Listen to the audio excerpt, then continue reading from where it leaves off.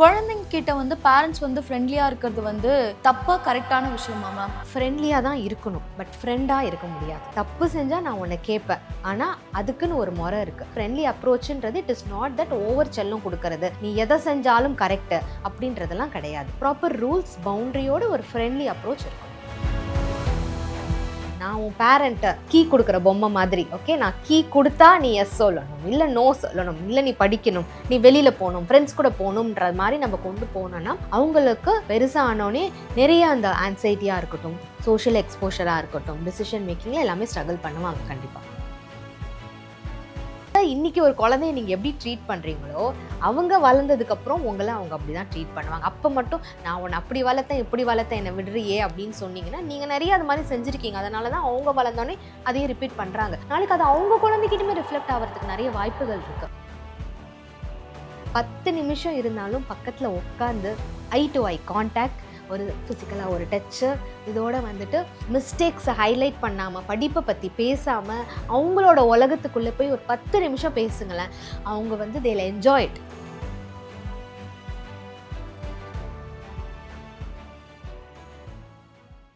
Colour கண்ணாடி நேயர்களுக்கு வணக்கம். பேரண்டிங் இப்போ இருக்க சூழ்நிலைக்கு குழந்தைங்களை நம்ம கரெக்டாக தான் வளர்க்குறோமான்ற கேள்வி எல்லா பேரண்ட்ஸ்க்கும் இருக்குது.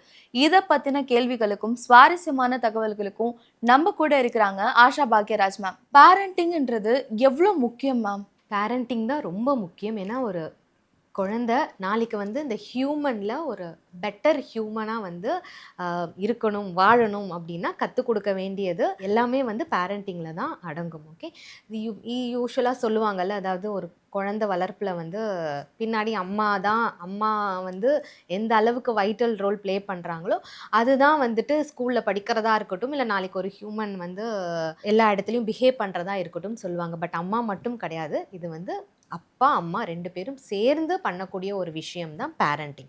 ஸோ இன்றைக்கி நம்ம குழந்தைங்களுக்கு என்ன ஃபீட் பண்ணுறோமோ அதுதான் நாளைக்கு வளர்ந்து மரமாக ஆகிறாங்க. அந்த மரத்துலேருந்து வந்துட்டு தான் ஃப்ரூட்ஸு, ஃப்ளவர்ஸ் எல்லாமே நம்மளுக்கு வந்து கிடைக்கும். பேரண்டிங் வந்து நான் வந்து என் குழந்தைகிட்ட வந்து ரொம்ப ஃப்ரெண்ட்லியாக இருப்பேன் அப்படின்னு சொல்லிட்டு பேரண்ட்ஸ் இருக்காங்க.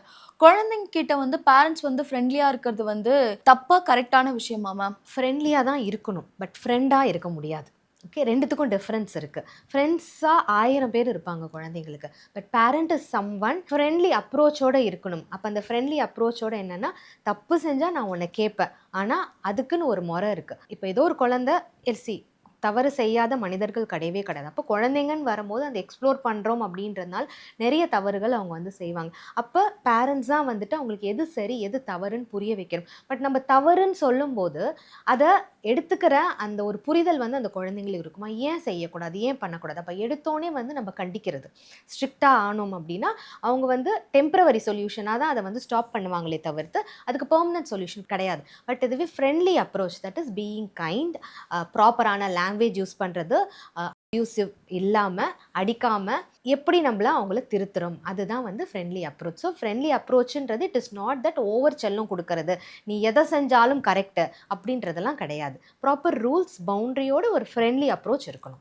ஒரு சில பேரண்ட்ஸ் வந்து நான் வந்து என் குழந்தைகிட்ட ரொம்ப ஸ்ட்ரிக்டாக இருப்பேன், அப்போ தான் வந்து குழந்தைங்க நல்லா வளரும் அப்படின்னு சொல்லிட்டு அவங்கள ஒரு மாதிரி போட்டு ப்ரெஷர் பண்ணி அந்த மாதிரி இருக்கிறது வந்து குழந்தைங்களோட மனநிலை எப்படி பாதிக்கும் மேம்? கண்டிப்பாக பாதிக்கும். எனக்கு எது சரி வரும் சரி வராது அந்த டிசிஷன் மேக்கிங்கிறதே வந்து அந்த குழந்தை வந்து பயங்கரமாக ஸ்ட்ரகிள் பண்ணுவாங்க.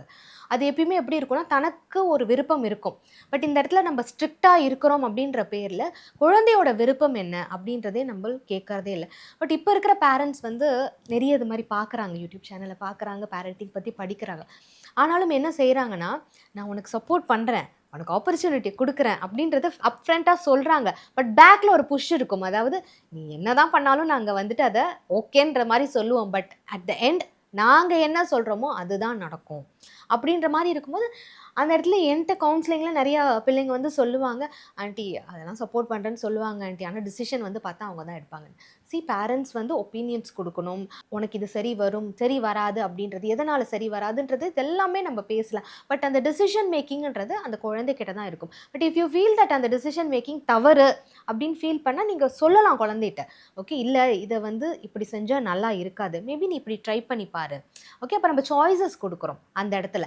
அப்போ அந்த குழந்தை வந்து ஓகே இதை கன்சிடர் பண்ணலாம் அப்படின்ற மாதிரி இருக்கும். பட் இதுவே வந்து நம்ம ஸ்ட்ரிக்ட் அப்படின்ற பேரில் எல்லாமே நான் உன் பேரண்ட்டு, ஓகே இந்த கீ கொடுக்குற பொம்மை மாதிரி, ஓகே நான் கீ கொடுத்தா நீ எஸ் சொல்லணும், இல்லை நோ சொல்லணும், இல்லை நீ படிக்கணும், நீ வெளியில் போகணும், ஃப்ரெண்ட்ஸ் கூட போகணுன்ற மாதிரி நம்ம கொண்டு போனோன்னா அவங்களுக்கு பெருசாக ஆனோடனே நிறைய அந்த ஆன்சைட்டியாக இருக்கட்டும், சோஷியல் எக்ஸ்போஷராக இருக்கட்டும், டிசிஷன் மேக்கிங்கில் எல்லாமே ஸ்ட்ரகிள் பண்ணுவாங்க கண்டிப்பாக. குழந்தைங்க வந்து பேரண்ட்ஸ் கிட்டேருந்து நிறைய விஷயம் மறைக்கிறதுக்கு ரீசன் வந்து அவங்க ஸ்ட்ரிக்டாக இருக்கிறதுனாலயா மேம்?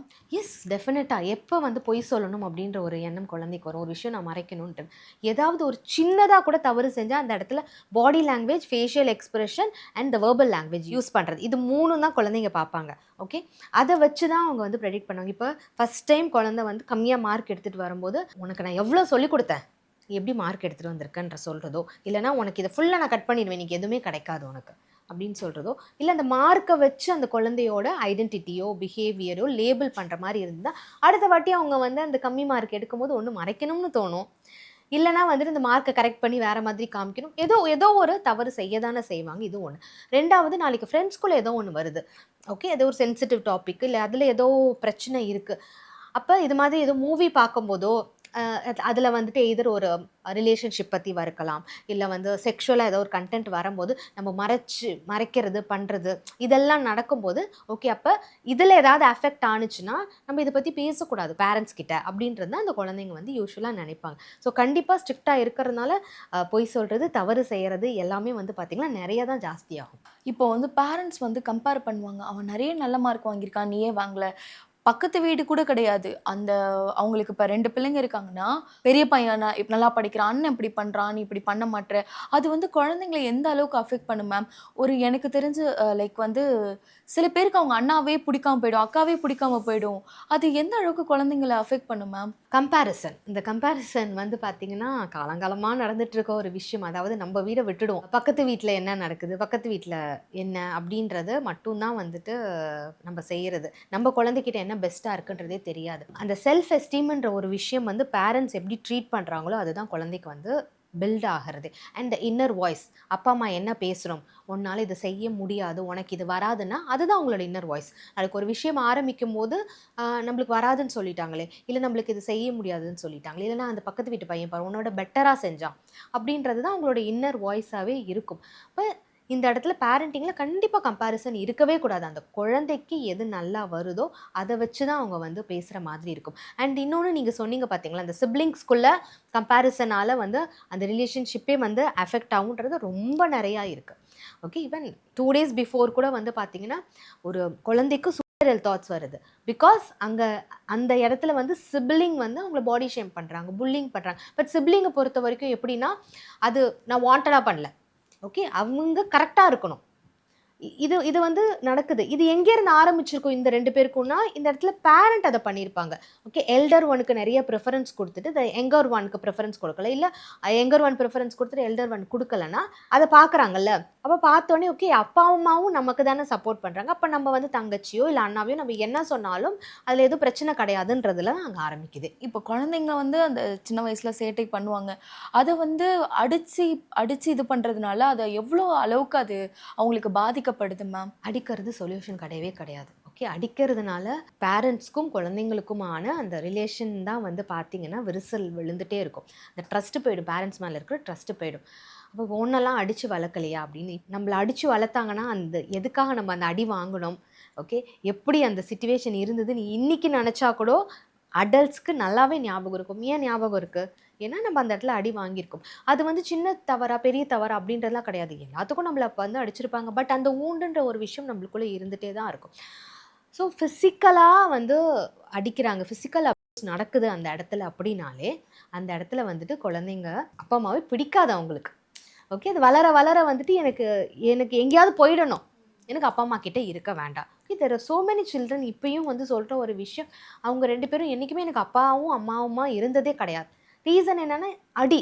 அவ்வளோ அடி அவ்வளோ அடி நான் வாங்குறேன். மேபி அவங்க அடிச்சதுனால பயந்தெல்லாம் படிச்சிருக்கிறேன் நான். ஆனால் எனக்கு வந்து அப்பா அம்மா கிட்டேருந்து கிடைச்ச அந்த லவ் அண்ட் அஃபெக்ஷன் கிடைக்கவே இல்லையே அப்படின்றது தான் நிறைய. அப்போ வளரும்போது அவங்க உங்களை அப்படி தான் ட்ரீட் பண்ணுவாங்க. ஓகே, நீங்கள் இன்றைக்கி ஒரு குழந்தைய நீங்கள் எப்படி ட்ரீட் பண்ணுறீங்களோ அவங்க வளர்ந்ததுக்கப்புறம் உங்களை அவங்க அப்படி தான் ட்ரீட் பண்ணுவாங்க. அப்போ மட்டும் நான் உன்னை அப்படி வளர்த்தேன் இப்படி வளர்த்தேன் என்னை விடுறியே அப்படின்னு சொன்னீங்கன்னா நீங்கள் நிறைய அது மாதிரி செஞ்சுருக்கீங்க. அதனால தான் அவங்க வளர்ந்தோடனே அதையும் ரிப்பீட் பண்ணுறாங்க. நாளைக்கு அது அவங்க குழந்தைகிட்டுமே ரிஃப்ளெக்ட் ஆகிறதுக்கு நிறைய வாய்ப்புகள் இருக்குது. சார் நிறைய பேர் சொல்லுவாங்க எங்கள் அப்பா அம்மா கிட்ட அனுபவிச்சதை நான் என் குழந்தைக்கு பண்ணக்கூடாது. பட் சப்கான்ஷியஸாக தட் வில் பி ஸ்டோர்டு. ஒரு கோபம் வரும்போது அவங்க அப்பா அம்மா என்ன செஞ்சாங்களோ அதுதான் எங்கேயுமே ரிஃப்ளெக்ட் ஆகும் அவங்களோட குழந்தையோட. அது இப்போ வந்து குழந்தைங்களுக்கு நேரா வந்து சண்டை போடுறது, அது வந்து அவங்களுக்கு ஒரு பேரண்ட்ஸாக இருந்துட்டு 2 பேரும் அவங்களுக்கு நேரா சண்டை போடுறது, அது வந்து அவங்களோட மனநிலை எப்படி பாதிக்கும் மேம்? ஃபேமிலின்னு இருந்தால் சண்டை இருக்கும். பட் சண்டை போடுறதுலையும் there should be a limit. குழந்தைங்களுக்கு முன்னாடி அதை நம்ம கண்ட்ரோலில் விட்டுட்டு நிறைய அப்பா அம்மா பேட் லாங்குவேஜ் யூஸ் பண்ணுறது, அப்பாவை அம்மா திட்டுறது, அம்மாவை அப்பா திட்டுறது, இந்த குழந்தைய பார்த்துட்டே இருக்கும்போது டெஃபினட்டாக அந்த எஸ்டீம் லெவல் ஒன்று வந்து கம்மியாயிடும். 2, there are so many chances that the child will go into stress, depression, anxiety. இது எல்லாமே நடக்கும். வீடுன்றது நம்மளுக்கு சேஃபான ஒரு என்விரான்மெண்ட். எப்படா நம்ம வீட்டுக்கு போகணும் அப்படின்ற மாதிரி குழந்தைங்கள் இருக்கணும். அதே மாதிரி நம்ம வீட்டில் இருந்தால் அப்பாவும் அம்மாவும் வெளியிலேருந்து வந்தால் அவங்கள வந்து ஓடி போய் வெல்கம் பண்ணுற மாதிரியான ஒரு சினாரியோ இருக்கணும். பட் இந்த இடத்துல சண்டை இருந்ததுன்னா அந்த குழந்தைகிட்ட சிரிப்பு இருக்காது. அந்த குழந்தையோட ஸ்டடீஸில் கான்சென்ட்ரேட் பண்ண முடியாது. குழந்தைங்களால ஃப்ரெண்ட்ஸ் கூட பேசுகிறதும் முடியாது. நாளைக்கு எனக்கு யாருமே வேண்டாம், நான் மட்டும் தனியாக இருக்கிறேன்ற மாதிரி சூழ்நிலை தான் நிறைய வந்து இருக்கும். ஸோ சண்டை வந்து பெருசாக ஆகுது, இது எங்களோட லிமிட்டை மீறி போகுதுன்னா parents has to consciously stop the fight. குழந்தைங்க முன்னாடி வச்சுக்காதீங்க. அண்ட் அதே மாதிரி இப்போ மாற்றி திட்டிக்கிறாங்களா, குழந்தையும் நாளைக்கு அந்த ஸ்டாண்ட் எடுப்பாங்க. அப்பா கிட்ட போயிட்டு அம்மா பற்றி பேசுறது, அம்மா கிட்ட போயிட்டு அப்பா கிட்டேன்னு தனக்கு சாதகமாக ஒன்று நடக்குது. And the child will know நம்ம இப்படி பேசணும் அப்படின்னா நம்மளுக்கு எல்லாமே கிடச்சிரும். அப்பா திட்டி அம்மா கிட்ட பேசணும் அப்படின்னா நம்மளுக்கு எல்லாம் கிடைக்கும், நம்ம எல்லாத்தையும் நம்ம யூஸ் பண்ணிக்கலான்ற மாதிரி அப்படி போகுது. And that is not a good right. இப்போ இருக்க வந்து சின்ன குழந்தைங்கள்லேருந்து வந்து எல்லாருமே வந்து ஃபோன் அடிக்ஷன் மேம். ஃபோனை பார்த்தா தான் சாப்பிடுவேன். அப்படி அந்த ஃபோனை பிடுங்கிட்டோம்னா அவ்வளோ கோவம் வருது அவங்களுக்கு. இதை வந்து பேரண்ட்ஸ் வந்து எப்படி மேம் இதை வந்து எடுத்துகிட்டு போகணும்? ஏன்னா அவங்களுக்கு ஒர்க் இருக்குது அப்படின்றதுக்காக வந்து ஃபோனை கொடுத்துட்டு நீ பாரு, அந்த யூடியூப் ஆடே அவ்வளோ சீக்கிரமாக ஸ்கிப் பண்ணுறாங்க குழந்தைங்க. ஃபோன் வந்தால் டக்குன்னு கட் பண்ணுறாங்க. ஃபோனை பிடுங்கினா அவ்வளோ அக்ரெசிவாக இருக்காங்க. இதை எப்படி எடுத்துகிட்டு போகணும் மேம் பேரண்ட்ஸ்? இது வந்து எதனால் வந்துட்டு இந்த கோபம் வருது ஃபோனை பிடுங்கினா அப்படின்னா, ஃபோனை பார்த்துட்டு இருக்கும்போது டொபமைன் லெவல், இந்த ஹாப்பி ஹார்மோன் அது வந்து ரைஸ் ஆகும். When you get back the phone from them அது வந்து இறங்கிடும். டொபமைன் லெவல் வந்து இறங்கும் போது டக்குன்னு கோவப்படுறது, ஓகே, ஃபோனை தூக்கி போட்டு உடைக்கிறது, இது எல்லாமே நடக்கும். ஒர்க் அப்படின்ற ஒரு ரீசனால் நம்ம ஸ்க்ரீன் டைம் எங்கே ஜாஸ்தி ஆக்குறோம் அப்படின்னா அது நம்மளுக்கு ஏர்லியர் ஸ்டேஜில் தெரியாது. பட் போக போக வந்து பார்த்திங்கன்னா they will go into a real life. Okay, ரியலாக தன்னை சுற்றி பேசுகிறதுக்கு அதில் விழாது. ஓகே, ரியலாக எது நடக்கும் அப்படின்றது எல்லாமே இருக்காது. இப்போ நிறைய ஃபோனில் பார்த்து தான் குழந்தைங்க வந்து நான் இதை வாங்கணும் அதை வாங்கணும்னு ஆசைப்படுறது. ஓகே, நிறைய ரிஸ்க்கான திங்ஸை ட்ரை பண்ணுறது, பிகாஸ் யூடியூப்பில் இதெல்லாம் பண்ணுறாங்க அப்படின்றது எல்லாமே வந்து உங்களுக்கு அந்த ஸ்க்ரீன் டைமில் தான் நடக்குது. ஸ்க்ரீன் டைமை கண்டிப்பாக டைம் செட் பண்ணிக்கணும். ஓகே, ஒரு 1/2 hour 40 minutes, அதுக்கு மேலே என்ன நடந்தாலும் அந்த ஸ்க்ரீனை வந்து குழந்தைங்களுக்கு கொடுக்கக்கூடாது. First thing. 2வது, எவ்வளோ டைம் இல்லை அப்படின்னாலும் ஒரு நாளைக்கு அட்லீஸ்ட் 1/2 hour ஆச்சு நீங்கள் குழந்தைங்களோட ஸ்பெண்ட் பண்ணணும். அப்படி ஸ்பெண்ட் பண்ணும்போது அந்த குழந்தை என்ன பார்க்குறான் ஃபோனில், எதை பற்றின்றதெல்லாம் நம்ம கேட்டு தெரிஞ்சுக்கணும். ஏன்னா there are so many parents, they don't know that நிறைய தப்பான விஷயங்கள் தான் மொபைலில் அவங்க பார்த்துட்ருக்காங்க. ஆனால் இங்கே வந்து பின்னாடி நின்று அவங்களால மானிட்டர் பண்ண முடியாது. அப்போ ஒரு டிஸ்கஷனில் வைக்கணும். ஃபோனுன்றது அது எல்லாமே வந்துட்டு ஒரு ஃபேக்கான விஷயம், உனக்கு அதுலேருந்து எதுவுமே கிடைக்காது. There are so many realistic things. Okay, let's play, let's draw, let's dance அப்படின்ற மாதிரி தான் உங்களுக்கு ஆல்டர்னேட் விஷயங்களை காமிச்சு கொடுக்கணும். நம்ம இப்போ ஒரு ஹஸ்பண்ட் அண்ட் ஒய்ஃப் 2 பேருமே ஒர்க் பண்ணுற ஒரு சூழ்நிலையில் அவங்களுக்கு கண்டிப்பாக அந்த கில்ட் இருக்கும், நம்ம வந்து பசங்க கூட வந்து டைம் ஸ்பெண்ட் பண்ணலேன்னு. அதை எப்படி பேலன்ஸ் பண்ணணும் மேம்? ஓகே, அதுதான் நான் சொன்ன மாதிரி டெடிக்கேட்டடாக டைம் ஸ்பெண்ட் பண்ணணும். இல்லை சாப்பிட்றோம்ல, சாப்பிட்ற டைமில் யூ 3 or 4 சிட், இதுதான் நம்மளோட ஃபேமிலி டைம். ஓகே, இந்த டைமில் no phone, we will talk. ஏன்னா நம்மளுக்கு அப்பா அம்மா வந்து கிட்ஸ் வில் அண்டர்ஸ்டாண்ட். நம்ம இதை ஓப்பனாக கம்யூனிகேட் பண்ணுறோம் அப்படின்னா டெஃபினட்டாக தே வில் அண்டர்ஸ்டாண்ட். ஓகே, அன்றைக்கி சுத்தமாக டைமே இல்லைன்னா இன்றைக்கி நம்ம ஃபேமிலி டைம் மிஸ் ஆகிடுச்சு, நம்ம நாளைக்கு பேசுவோம், ஒரு 10 minutes எக்ஸ்ட்ராவாக பேசுவோம் அப்படின்ற மாதிரி. அண்ட் எனக்கு பேரண்டிங்கை பொறுத்த வரைக்கும் டைம் இல்லைன்னு சொல்கிறத ஐ வில் நெவர் அக்செப்ட்.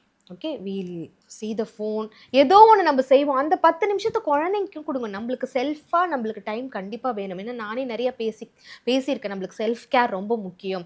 செல்ஃபாக நம்மளோட மென்டல் ஹெல்த் ஸ்ட்ராங்காக இருந்தால் தான் நம்ம பேரண்டிங்கே ஒழுங்காக பண்ண முடியும். பட் தட் டசன்ட் மீன் இதில் டைம் ஸ்பெண்ட் பண்ணிவிட்டு குழந்தைங்களோட டைம் ஸ்பெண்ட் பண்ணக்கூடாதுன்றது. குழந்தைங்களோட it's our responsibility, it's our duty. நாளைக்கு குழந்தைக்கு ஏதோ ஒரு பிரச்சனை, எனக்கு உங்ககிட்ட பேசணுமா, அந்த குழந்தை அந்த இடத்துல என்ன கஷ்டப்பட்டுட்டு இருக்காங்க and how serious is the இஷ்யூலாம் நம்மளுக்கு தெரியவே தெரியாது. நான் பேசணும் அப்படின்ட்டு ஒரு கிளைண்ட், ஒரு அம்மா வந்து சொல்கிறாங்க, எனக்கு அவங்க அதர் கண்ட்ரியில் இருக்கிறாங்க, நம்ம இந்தியாவில் இருக்கிறாங்க. ஓகே, என்னோடய பொண்ணு வந்து நைட் ஏதோ ஸ்ட்ரகிள் பண்ணிட்டு ஏதோ இருந்திருக்கிறா போல இருக்கும். எனக்கு ஃபோன் பண்ண, அம்மா எனக்கு ஒரு மாதிரி ஸ்ட்ரெஸ்ஸாக இருக்குது, நான் பேசணும், நான் அப்போ எனக்கு ரொம்ப கிளைண்ட் மீட்டிங் இருந்து, நான் அப்புறமா பேசுகிறேன் அப்படின்னு வச்சுட்டேன். நான் மறந்துட்டேன், தூங்கிட்டேன். காலையில் எழுந்திரிச்சு பார்க்கும்போது அவங்க இல்லை, அந்த குழந்தை இல்லை. தப்பான முடிவை எடுத்துட்டாங்க அவங்க. Because she was in some stress. அப்பா அம்மா கிட்ட 2-3 வாட்டி வந்துட்டு அப்ரோச் பண்ணியிருக்கிறாங்க. பட் அப்பா அம்மா அந்த டைம் வந்து அவங்களால ஃபோன் எடுக்க முடியல. அதர் கண்ட்ரியில் இருக்கிறவங்களுக்குலாம் உங்களோட அவைலபிலிட்டி கொடுக்கணும், மறக்கக்கூடாது. எவ்வளோ ஒர்க் இருந்தாலும் யூ ஷுட் ரிமெம்பர். ஓகே, ஏதோ பேசணும்னு சொன்னால ஏதோ பிரச்சனை இருக்காங்க, ஏன்னா குழந்தைங்களுக்கு நீங்கள் தான் ப்ரையாரிட்டி, நீங்கள் தான் ஃபஸ்ட்டு, உங்கள்கிட்ட தான் அவங்க வந்து சொல்லணும். So they have to balance according to their schedule. இல்லை எனக்கு வீக் டேஸில் டைமே இல்லையா, வீக்கெண்ட் ஹாஃப் டே கொடுங்க. அந்த ஹாஃப் டே கொடுக்க குழந்தைங்களுக்கு வந்து இவ்வளோ நேரம் அவ்வளோ நேரம்லாம் கிடையாது. 10 நிமிஷம் இருந்தாலும் பக்கத்தில் உட்காந்து ஐ டு ஐ கான்டாக்ட், ஒரு ஃபிசிக்கலாக ஒரு டச்சு, இதோட வந்துட்டு மிஸ்டேக்ஸை ஹைலைட் பண்ணாமல், படிப்பை பற்றி பேசாமல், அவங்களோட உலகத்துக்குள்ளே போய் ஒரு 10 நிமிஷம் பேசுங்களேன். அவங்க வந்து தேல் என்ஜாய் இட். அதுக்கப்புறம் உங்களை வந்து தொந்தரவுலாம் பண்ண மாட்டாங்க. ஓகே, பட் நம்ம அதை விட்டுட்டு 10 நிமிஷம் பேச சொன்னாங்களா, ஓகே நீ இந்த மார்க்கு கம்மியாக எடுத்துருக்கிற, ஓகே நீ ஏன் அங்கே போகிற, நீ இவ்வளோ பணம் செலவு பண்ணுற, இது மாதிரி டாக்ஸ் இருந்ததுன்னா நோ, அது ஃபேமிலி டைமே கிடையாது. அது ஆக்சுவலி இப்போ பியூபர்ட்டி ஸ்டேஜ் வருதுன்னா parents has to talk about puberty. உன் உடம்புல இந்த மாற்றங்கள் நடக்கும், உனக்கு ஆப்போசிட் செக்ஸ் அட்ராக்ஷன் வரும், பிடிக்காத ஃபுட்டு பிடிக்கலாம், இல்லை நிறைய ஸ்வீட்ஸ் பிகாஸ் ஆஃப் ஹார்மோனல் சேஞ்சஸ்லாம் நடக்குன்ற மாதிரி தே நீட் டு எக்ஸ்பிளைன். ஐயோ இந்த வயசுலேயே ரிலேஷன்ஷிப், ஐயோ இந்த வயசுலேயே இதெல்லாம் பேசுகிறாங்க, நீங்கள் இதை ரியாக்ட் பண்ணீங்க அப்படின்னா இந்த ஸ்பேஸ் யூ ஹேவ் கிரியேட்டட், அவ்வளோதான், முடிஞ்சிச்சு அது.